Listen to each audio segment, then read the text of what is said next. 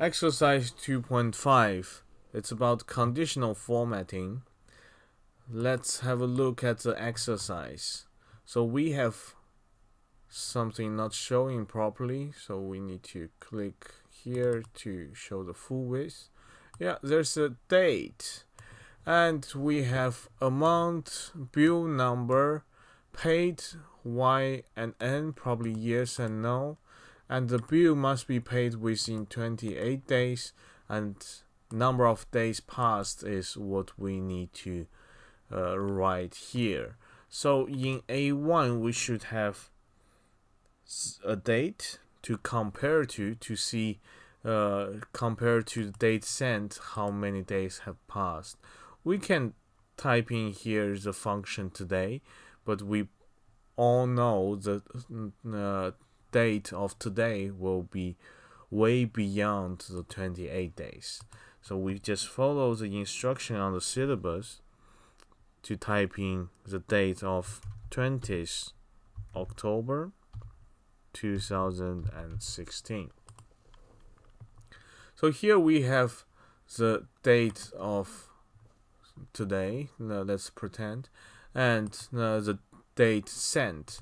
So we can figure out the number of days passed is the date of today minus the date sent. And of course we learned from chapter 1 that this one need to be fixed. So 48 days, this one is certainly went beyond the deadline. And let's see all the others. Okay, so we have all this information. And how about if we want to know all the days that's past this deadline should show a different color?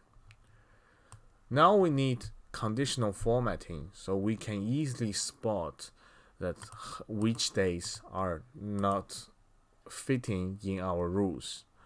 So we select the whole thing and we go to home. We have a conditional formatting button here, and this is the function we will learn today. And the conditional formatting, we can have many different rules. For example, the color scale. Oh, isn't it nice? The color scale will just give you the colors based on the amount, whether it's a low amount or a high amount. But that's an easy way to differentiate. But now we need actually a rule. This rule is that if it's greater than 28 days, it should show a color. So here we have, oh, that's including 28, because automatically it looks for the medium number, that's 26.5. Now we change it to 28. If it's greater than 28, the rule is that to write in light red fill with dark red text. We can also define it differently. So this one looks about right, a similar one than the screenshot on the syllabus, so we will choose this one. And paid or not, that's another that's another differentiator that probably we want to give different colors to Y and to N. And on the screenshot, you can see if the paid part is Y, it should show a green color. Otherwise, it should show a red color. So let's first give the Y green color. So select all, and we go to conditional formatting and highlight cell rules equal to, because we are not dealing with a number, so we can either choose equal to or a text. Since it's just one letter, so we can use equal to.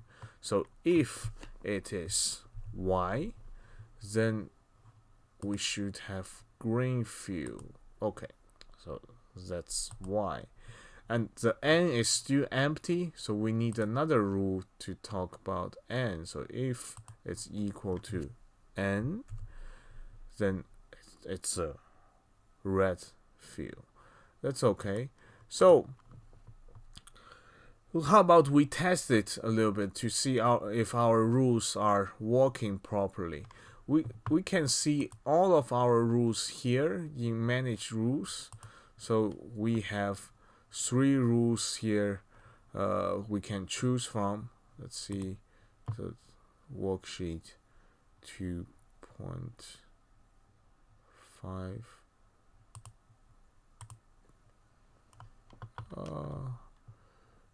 The whole worksheet. Oh, the rules are not showing properly. Let's refresh it. Oh, we didn't select anything. Yeah, we need to select these parts and see manage rules. Here we go. We have the n rule, y rule, and greater than 28 rules. So from the manage rules, it shows properly, and let's test it. For example, if we change this number of days to 89, it's red. So that's perfect. And if we change this n to y, it becomes green.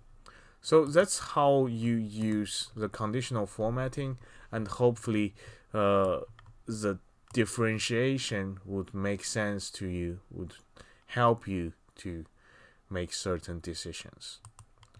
This is exercise 2.5.